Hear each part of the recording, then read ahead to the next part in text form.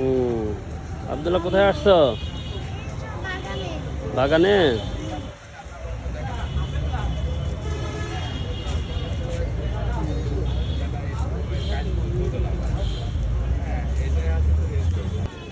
মনে হয় টাকা আছে 3000 টাকা। আর এই খাইতে কিরকম লাগে এগুলো? মিষ্টি মিষ্টি।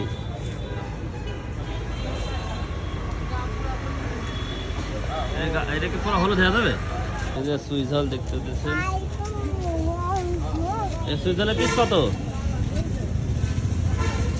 লাল পেয়ারার গাছ এক পিস 150 টাকা।